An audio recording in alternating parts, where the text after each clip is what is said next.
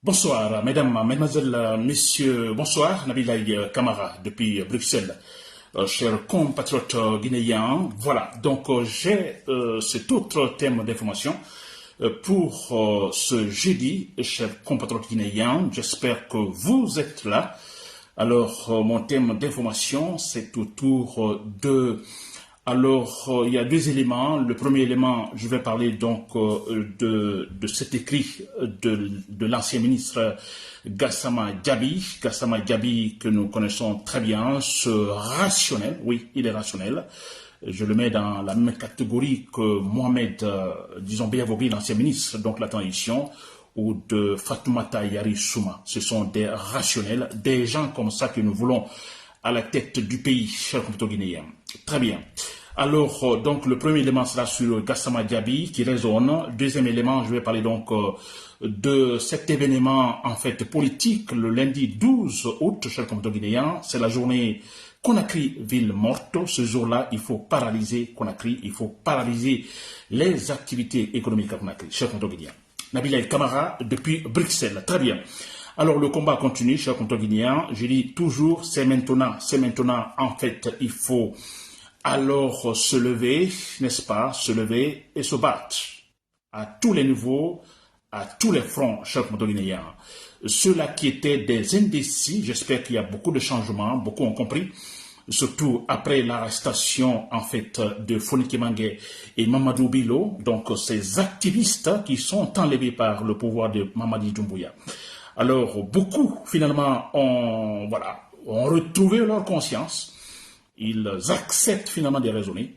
Ils vont rejoindre le mouvement. Mamadi Doumbouya va tomber, chers compatriotes guinéens, d'ici décembre. De toute façon, il ne gouvernera pas en Guinée après donc cette année, chers compatriotes guinéens. N'est-ce pas?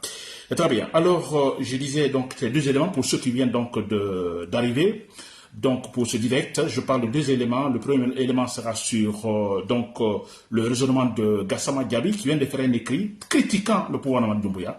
Deuxième élément, ce sera sur la journée ville morte à Conakry. Mais avant cela, chers compatriotes guinéens, avant cela, il y a un événement que je vais toucher. J'en avais parlé donc dans mon dernier direct. C'est en rapport avec ce qui se passe au Bangladesh. N'est-ce pas? Alors, je dis, oui, il y a la similitude, il faut en parler, c'est très important parce que là-bas, c'est un général qui a joué un rôle républicain. Nous voulons en fait de tels exemples, de telles réactions de la part de nos militaires. Le prochain militaire qui va renverser Henri Doumbouya, quand je parle de Bangladesh et je parle d'un général, c'est à l'intention de ce prochain militaire, parce qu'il faut un militaire. Ce prochain militaire qui va renverser Henri Doumbouya et qui va donner le pouvoir, qui va donner le soin aux intellectuels guinéens, aux vrais intellectuels guinéens, parce qu'il y en a, pour diriger une véritable transition en Guinée. N'est-ce pas? Très bien. Alors, au Bangladesh, vous le savez, alors le mois de juin a été en fait très mouvementé dans ce pays après une loi votée par la première ministre, une certaine Cheikh, son nom Cheikh Hasina, je crois, la première ministre donc bangladaise, n'est-ce pas? Alors, elle a voté. Donc, son gouvernement a voté une loi, la loi donc sur la quota d'embauche dans l'administration, c'est-à-dire une quota votée, n'est-ce pas, qui est là, significative pour l'embauche dans l'administration. Alors, le problème, c'est que les Bangladais ont trouvé, en fait, discriminatoire, n'est-ce pas, cette quota, c'est-à-dire qui avantage, donc, certaines catégories de la population, qui privilégie d'autres au détriment, effectivement, d'une autre catégorie, donc, de la population, n'est-ce pas? Donc, il y a eu des protestations pendant tout le mois de juin, n'est-ce pas? Très bien. Et là, le gouvernement de la première ministre n'a pas hésité, alors à la guinéenne, alors voilà, des policiers, j'appellerais la milice politique de la première ministre, ont tout simplement tiré sur les manifestants. Donc en fait, le bilan, en fait, on parle de 455 morts du début de la protestation jusqu'à la fin. La fin, en fait, le lundi dernier, n'est-ce pas? On compte 455 en fait citoyens protestataires tués par la police, n'est-ce pas? Et très bien. Alors j'avais parlé aussi que à la suite, bon voilà, les militaires ont réagi, ils ont dit non. Les militaires ont dit bon écoutez, c'est parti trop loin.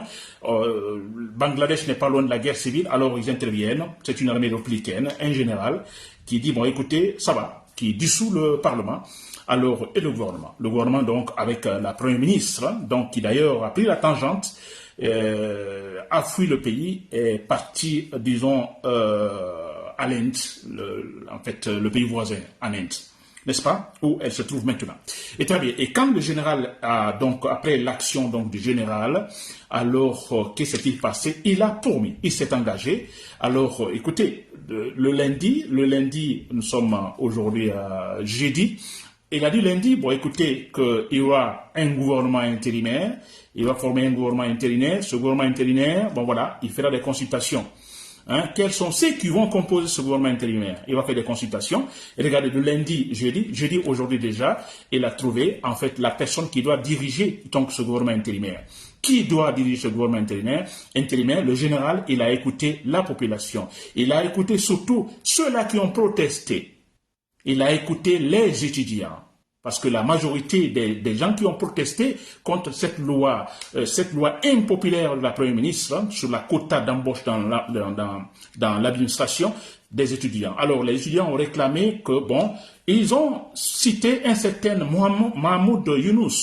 Mahamoud Yunus, prix Nobel de la paix, un Bangladais, n'est-ce pas? Ils ont réclamé, ils ont demandé que ce soit lui pour diriger ce gouvernement intérimaire, provisoire. N'est-ce pas? Voilà. Et ce que le général a fait, il a tout simplement en fait nommé ce monsieur, Mohamed, prix Nobel de la paix, qui tout de suite, voilà, on connaît déjà la composition donc de ce gouvernement intérimaire.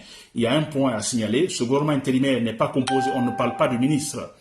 C'est pas des ministres, on les appelle des conseillers. Voyez la simplicité des choses. La simplicité, c'est un gouvernement intérimaire. Parce que là, il est question de préparer le terrain. Le vrai boulot se fera par les autres, les politiciens après les élections. N'est-ce pas? Alors là-bas, on ne dit pas, ils ont mentionné que non, ce ne sont pas des ministres qui forment ce gouvernement. On les appelle les conseillers, seulement les conseillers. Et même lui, Premier ministre, plutôt lui qui va diriger Mohamed, ce prix Nobel de la paix, il est aussi conseiller. Vous comprenez, cher Guinéen. Donc aujourd'hui, il a prêté serment en disant « Je défendrai et protégerai la Constitution ». Parce qu'il dit bien, l'action du général, il a dissous le gouvernement, il a dissous le Parlement, la Constitution est là. Ils n'ont pas touché à la Constitution qui est bonne. Parce que, pourquoi dissoudre la Constitution? Non, elle est bonne. Le problème, c'est que si vous ne respectez pas la Constitution, écoutez, la faute n'est pas la Constitution. Pourquoi changer la Constitution? Non, c'est parce qu'elle n'a pas été respectée. Par qui? Par les hommes. Vous comprenez? À quoi bon, finalement, de changer la Constitution? Non. Donc, la Constitution est maintenue. Alors, c'est pourquoi le chef donc, de ce gouvernement intérimaire, il a juré aujourd'hui, il a prêté serment, je jure, n'est-ce pas, de protéger, de défendre et de protéger la Constitution. N'est-ce pas? Voilà.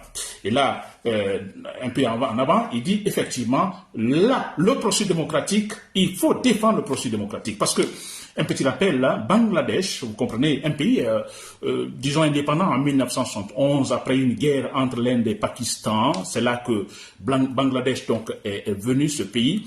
Alors, indépendant seulement en 1971, n'est-ce pas? Alors, ce pays a connu 3 coups d'État militaires. Depuis son indépendance, 3 coups d'État militaires. Et la première ministre qui vient de fuir, alors, a fait 15 ans déjà au pouvoir. 15 ans, elle était là. Son formant des gouvernements, ainsi de suite. Je parlais hier que c'est un régime parlementaire, n'est-ce pas? Il y a aussi un président, mais qui n'a pas un rôle politique. N'est-ce pas? Le premier ministre qui, en fait, joue le rôle politique, qui nomme le gouvernement, etc. N'est-ce pas? Très bien. Alors, donc, ce général, vous voyez ce qu'il a fait. Alors, il y a le respect de l'engagement. Le lundi, il a dit il y aura un gouvernement intérimaire. Et aujourd'hui, bon voilà, donc voilà, on a le chef de ce gouvernement intérimaire qui prête donc serment, cher comptabilien. N'est-ce pas? Ça, c'est très important. Je dis bien, le général, c'est un général qui a joué un rôle républicain. Il y a eu 3 coups d'État militaires donc au Bangladesh. Il pouvait faire un coup d'État militaire chez le général. Il y avait un chaos déjà, plus de 450 morts, chaos dans la ville. Partout ça proteste, ça casse partout. Les boutiques, tout est cassé, les voiries, tout est cassé. Chaos total, il pouvait faire un coup d'État militaire. N'est-ce pas? Mais non, il tire des leçons. Il y a déjà 3 coups d'État militaires, n'est-ce pas? Pourquoi un autre coup d'État militaire? Parce que le problème n'est pas là, l'armée, non. N'est-ce pas? Il a vu juste le problème. Voilà. Et pour terminer ce point, chers compatriotes guinéens, les gens, les conseillers, les gens qui composent ce gouvernement intérimaire, je vous dis bien, le monsieur, il a fait appel aux intellectuels. D'abord, le monsieur qui est à la tête de ce gouvernement intérimaire, il est prix Nobel de la paix. Ensuite, il y a en fait un ex-procureur général, très connu au Bangladesh. Il fait partie donc de ce gouvernement intérimaire, donc conseiller. Ensuite, il y a une avocate spécialisée dans des questions environnementales, très connue aussi, donc au Bangladesh, connue et respectée, n'est-ce pas, qui donc fait partie donc de ce gouvernement intérimaire. Ensuite, il y a disons, un professeur éminent professeur de droit, écrivain aussi, très connu, donc, disons, au Bangladesh, et même hors, disons, des frontières bangladaises. Ça, il est très connu, ce professeur, et il fait partie aussi de ce gouvernement intérimaire.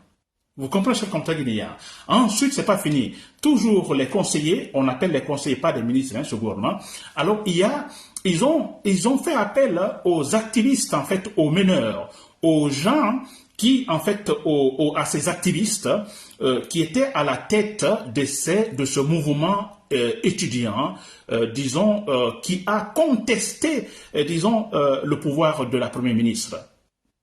Donc, deux activistes qui étaient à la tête. C'est comme si vous prenez FNDC, Alpha Condé tombe, FNDC, bon voilà, Mamadi Doumbouya, un exemple, fait appel donc aux responsables, non, c'est pas aux meneurs de FNDC pour diriger, disons, la transition. Alors là-bas, c'est la même chose, mais écoutez, là, autrement, n'est-ce pas? Là, ils sont humains, ils sont sensibles. 450 tués par les étudiants, je peux dire comme ça, étudiants tués. Alors, pour former ce gouvernement intérimaire, ils font appel aux responsables de ce mouvement étudiantin. N'est-ce pas? Ils font partie donc de ce gouvernement. Je comprends bien. Vous comprenez pourquoi je parle donc de Bangladesh? C'est super important. Et là, je m'adresse au prochain, pas à Mamadi Doumbouya, pas à ce bambin, ce têtu, ce barbare, non. Au prochain, si vous me suivez, chers compatriotes, chers armées, si vous me suivez, voilà l'exemple Bangladesh, super important. Et voilà comment vous devez vous comporter. Faites appel aux vrais intellectuels. En Guinée, il y en a plein. En Guinée comme à l'extérieur, ils sont là. Si vous voulez, seulement en Guinée, ils sont là. N'est-ce pas? Des intellectuels, en même temps sages, ils sont là. Peut-être ils ne parlent pas, mais ils sont là. À eux, il faut faire appel. Ils sont capables, parce que je prends un exemple, Mohamed Biavogui, c'est un exemple frappant. N'est-ce pas? Mohamed Biavogui, Fatoumata Yari Souma, Gassama Diaby, voilà des gens comme ça qu'il faut. N'est-ce pas? La tête, disons, d'un gouvernement de transition ou intérimaire. Voilà ce qu'on guinéen. Vous m'avez compris, chers donc prochains putschistes, vous qui allez renverser Mamadi Doumbouya, parce que Mamadi Doumbouya doit tomber, chers guinéens. N'est-ce pas? Très bien. Maintenant, j'attaque mes deux éléments. Le premier élément, les deux éléments donc de mon direct aujourd'hui. Je vais parler donc, je vais parler de Gassama Diaby. Alors, tout ça, je crois que c'est aujourd'hui, on a vu cet écrit de Gassama Diaby, n'est-ce pas, cette tribune de Gassama Diaby. Alors, on a lu, c'est vrai, mais je retiens seulement quelques passages, ou un seul passage, d'ailleurs, qui résume tout quand il parle, en fait, disons, quand il parle de la refondation, ça veut dire comme si Gassama Diaby s'étonnait, il se demandait, mais sommes-nous dans la refondation ou dans une trajectoire de chaos? N'est-ce pas? Ça résume tout son écrit, toute cette tribune. Mais c'est vrai, sommes-nous dans la refondation ou dans une trajectoire qui nous conduira vers le chaos? Ça dit tout, cher compatriote guinéen. Et c'est vrai ce qu'il dit. C'est clairement vrai. Mamadi Doumbouya est en train de s'aimer, vous comprenez, les germes, en fait les graines, vous comprenez, du chaos. Pour ne pas dire que c'est déjà sémé. Mais c'est clair, on ne peut pas parler de refondation, c'est pas possible. N'est-ce pas? On ne peut pas parler de refondation, on est loin de là. Hein? Mamadi Doumbouya est en train, en fait, de s'aimer le vent, vous comprenez, et la tempête, c'est bientôt qu'on va récolter. N'est-ce pas? Très bien. Alors, moi, je pense que Gassama Diaby, nous le connaissons, c'est un monsieur très rationnel. Alors, il est très courageux aussi. Rare de ces anciens ministres qui se lèvent il n'y en a même pas.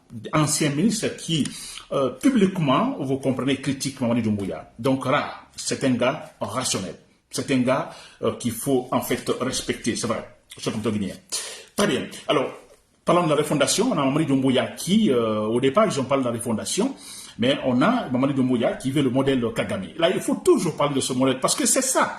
Vous avez dit, Kagame était venu en Guinée. Mais c'est vrai. N'est-ce pas? Alors, mais c'est quoi? On a des gens qui ne connaissent absolument rien. Ils se disent, nous voulons le modèle Kagame. Mais savez-vous d'où vient Kagame? D'où vient le Rwanda? Alors, s'il faut parler de refondation, moi je dirais, écoutez, le Rwanda, ce n'est pas encore un régime démocratique, c'est vrai. Hein? Mais là, on peut comprendre. On peut comprendre. Ce pays vient de loin. Après avoir passé des moments très sensibles, donc parlant des ethnies, etc., qui a finalement conduit au génocide, n'est-ce pas? Donc, on peut comprendre également cette stabilité sociale actuellement au Rwanda. On peut comprendre. Après un génocide de plus de milliers de morts, vous comprenez, ça discipline quand même. N'est-ce pas? Alors, mais moi, je me dis, le Rwanda vient de loin, c'est vrai. Alors, s'il faut parler de refondation, moi, je dirais que oui, au Rwanda, il y a eu une refondation sociale. C'est très important. Il y a eu une refondation, c'est-à-dire le génocide. Il y a eu Mamadi Doumbouya. Si vous ne le savez pas, au Rwanda, pourquoi le Rwanda est politiquement stable, même si je sais qu'il y a la main de fer de Kagame, en fait rien de démocratique, c'est vrai, mais bon, de toute façon, ça ne proteste pas ni à gauche ni à droite, on tolère, même les organisations internationales tolèrent ce qui se passe après ce que ce pays a connu, n'est-ce pas? Alors, il y a eu une refondation, mais c'est vrai, la refondation, malheureusement, à travers la guerre civile. Mamadi Doumbouya, vous voulez le modèle Kagame, mais écoutez, alors il faut une refondation. Et malheureusement, la refondation dont vous parlez, mais écoutez, alors c'est quand même incroyable. Hein? Une refondation dans le vrai sens du mot, comme donc vous le disiez au départ, mais là où vous ne suivez pas. Refondation dans donc le processus démocratique, hein, en respectant également les lois, en respectant les engagements. Mais la refondation commence là, parce que le problème de la Guinée, c'est cela. Nous ne respectons pas la Constitution, nous ne respectons absolument rien. Voyez au Bangladesh, quand le nouveau chef du gouvernement intérimaire, quand il va prêter, qu'est-ce qu'il dit? Je m'engage, n'est-ce pas, à respecter et protéger la Constitution. Je m'engage à respecter et protéger la Constitution. Mais c'est extraordinaire ce point. Parce que tout est là-bas. Quand la Constitution est violée, le pays ne va pas. Rien ne va bouger. Rien. Alors, Mamadi Doumbouya vient. Donc, pour eux, leur diagnostic, alors, ce n'est pas la Constitution. Ce n'est pas un problème du respect de la loi. Non. Ils se disent, bon, écoutez, nous, on va développer la Guinée. On va prendre le modèle Kagame. Comment voulez-vous prendre le modèle Kagame si votre pays, en fait, il y a un problème de refondation? Vous n'avez pas, en fait, il n'y a pas ce qu'on appelle la stabilité politique et sociale. C'est quand même bizarre. Kagame vient de loin. Rwanda vient de loin. Et on ne peut même pas comparer. Je dis bien, là-bas, il y a eu refondation. Refondation, ça veut dire que, finalement, les questions ethniques au Rwanda, on n'en parle plus.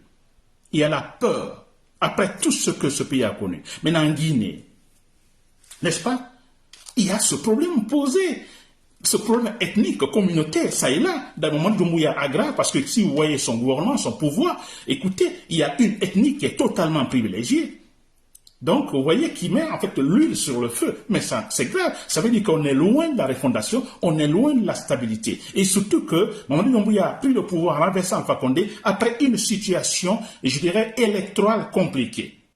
N'est-ce pas? Donc, il y a les partis politiques en place, il y a des partis politiques avec un corps électoral super important. Donc, déjà, politiquement, le pays est polarisé. Alors, Mamadi Doumbouya vient, bon, écoutez, taisez-vous, fermez vos bouches en s'adressant aux partis politiques. Moi, je fais ce que je veux. Alors, il aggrave la situation. On est loin, disons, de la stabilité ethnique communautaire. Loin, loin. Et là, il veut développer la Guinée. N'est-ce pas qu'il est fou? Il est fou. On parle de Bangladesh. Le Bangladesh, la population, 171 millions d'habitants. Et je parlais de la densité par kilomètre carré au Bangladesh. Densité par kilomètre, pas un grand pays, hein, mais regardez, 171 millions d'habitants. Densité, le pays le plus peuplé par densité, par kilomètre carré. 1 200 000 par kilomètre carré. C'est-à-dire, vous prenez chaque kilomètre carré, il y a 1 200 000 habitants. n'est-ce pas?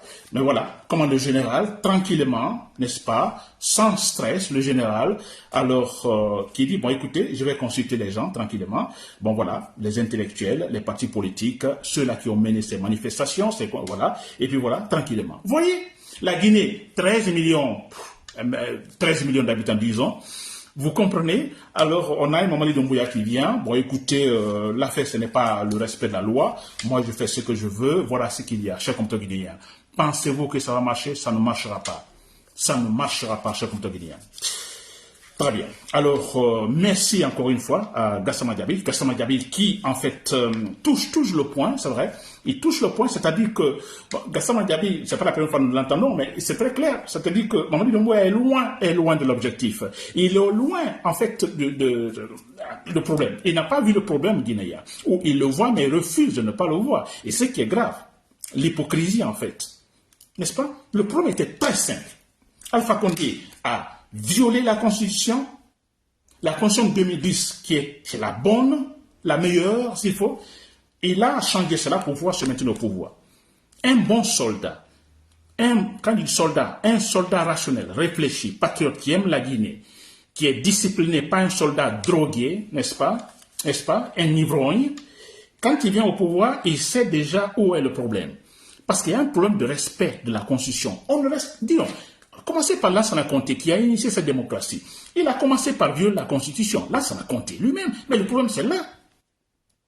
Alpha Condé, c'est la même chose, il viole la Constitution. Mais il faut être con pour ne pas se rendre compte que le problème, c'est là. Mais acceptons une fois pour toutes, d'abord, on va dire, bon, écoutez, respectons la Constitution, voir aussi les conséquences de cela. Quand je parle de la Constitution, chacun jouant son rôle. On a le pouvoir exécutif qui s'occupe de son pouvoir, le pouvoir judiciaire, le pouvoir législatif, chacun de son côté. Hein? Les juges jouent leur rôle, n'est-ce pas? Et vous verrez les conséquences, voyons ça aussi. Et là, ce sera le rôle donc du prochain putschiste qui va renverser Mamadi Doumbouya. C'est très, et ça c'est bientôt, cher compagnon. N'est-ce pas? Merci donc beaucoup à Gassama Diaby. Nous penserons à lui, c'est vrai, à Gassama Diaby, à Mohamed Biavougui, à Fatoumata Yari Souma, et tant d'autres. Très bien. Alors, le dernier élément, cher compteur guinéen, donc il est question de la journée ville morte à Conakry, c'est le 12 août, en fait, à Conakry, le lundi prochain. N'est-ce pas? Alors là, cher compteur guinéen, alors, nous aimons notre pays. Si nous aimons notre pays, je vous assure, Mamadi Doumbouya doit tomber. Si nous voulons que la Guinée avance, parce qu'il sait que déjà, il y a beaucoup qui sont corrompus. Ils sont corrompus, beaucoup, finalement, alors, parce qu'ils ont leurs parents dans l'administration, ils ont leurs parents sûrement proches du ministre, par-ci, par-là, ou des amis qui sont ministres, ou tel a été nommé, ou etc., etc. N'est-ce pas? Alors aujourd'hui, nous les attendons quelque part là-bas. C'est eux que nous entendons souvent dire, vive Mamadi Doumbouya. Il est capable de faire. Il a fait ce que les autres n'ont pas fait. N'est-ce pas? Ce sont eux. Ce sont des hypocrites, ce sont des lâches. N'est-ce pas? Heureusement qu'ils ne sont pas nombreux. Chaque guinéen. Alors, tous ensemble. Donc, la méthode, elle est bonne, c'est-à-dire, on parle de journée ville morte, nous ne parlons pas de manifestation, je pense que c'est super important. Chacun reste chez soi. Chacun reste chez soi. Nous ne bougeons pas de la maison. C'est-à-dire, il faut paralyser la ville. Que les activités économiques soient paralysées. Ce point est super important. Nous devons multiplier cela. Multiplier, vous verrez comment, comme ça a été le cas d'Alpha Condé, vers la fin de son pouvoir, vous voyez, totalement affaibli. Il faut affaiblir, déjà, Mamadi Doumbouya est affaibli, ça c'est clair, parce que un pouvoir qui met les blindés, des milliers de blindés dans la rue, le pouvoir est affaibli, ça ne va plus. Ça c'est l'instabilité chronique. Alors, c'est cela, cher compteur guinéen. Le lundi, nous ne sortons pas. Personne ne doit sortir, s'il vous plaît. N'est-ce pas? Personne. On ne va pas pour le commerce, on ne va pas travailler, les fonctionnaires, alors les taxis, alors s'il vous plaît, ce jour-là, garés, parce que, écoutez, je dis bien qu'on va suivre avec, ça dépendra de ce que diront les responsables du FNDC, c'est vrai. Alors, c'est une option qu'il faut en fait encourager, mais ça ne sera pas, par exemple, de manière continue, c'est-à-dire, par exemple, le lundi, mardi, mercredi, non. Alors, il faut essayer de laisser les gens respirer un peu. Alors, mais que chaque fois que l'option est donc lancée, alors, s'il vous plaît, que, par exemple, on dit une fois dans la semaine, que tout le monde, ou 2 fois dans la semaine, que ce jour-là, tout le monde respecte le slogan. Tout le monde. Nous restons à la maison. Il faut paralyser. Mamadi Doumbouya, lui seul, il peut mettre ses militaires dans la rue, ok. N'est-ce pas? Et là, on ne s'arrête pas là, la lutte va continuer autrement aussi. Je l'ai dit, les méthodes sporadiques, ça finit pas. Tous les hypocrites, par exemple les Baouri, les Ousmane Gawal Diallo et tant d'autres, ils sont nombreux, les hypocrites qui ont reçu de l'argent, et même les conseillers du Conseil national de transition, ils sont tous des hypocrites lâches qui sont là, ils reçoivent de l'argent, ils sont bien payés, et voilà pourquoi ils ferment leur bouche. N'est-ce pas? À commencer par l'avocat Mohamed Traoré, si vous m'écoutez, vous êtes un lâche, vous êtes hypocrite. À votre place, je ne serais pas resté dans ce Conseil national après 24 heures, après ce qui se passe, si vraiment vous êtes intellectuel. N'est-ce pas? Alors, nous savons tous où logent ces conseillers, disons, du Conseil national de transition, dans Sakuroma et tant d'autres, nous savons tous, nous devons les saboter. Partout où ils passent, nous jetons des pierres. Nous cassons leurs véhicules. N'est-ce pas? Nous menaçons les familles, nous savons où se trouvent leurs familles. Nous menaçons les familles. Leur famille, je dis bien, il faut le faire. Nous sommes à un moment, à un tournant, je dirais, super, je dirais, en fait, important de notre processus de démocratisation. Parce que si Mamadou Doumbouya tombe, je vous le dis, je le jure, je vous le dis devant vous, donc politiquement parlant, n'est-ce pas, on n'a pas besoin de faire revenir Platon pour dire ça. Si Mamadou Doumbouya tombe, je vous assure que le prochain qui viendra, il aura pris beaucoup de leçons. Comme au Bangladesh, le général pouvait faire un coup d'état militaire. Non, ils ont tiré des leçons, ce n'est pas nécessaire. Il faut faire confiance aux intellectuels. Alors, ce prochain militaire qui viendra, je suis sûr à 100%, il fera donc confiance aux intellectuels, aux vrais intellectuels. Nous savons tous maintenant, nous nous connaissons.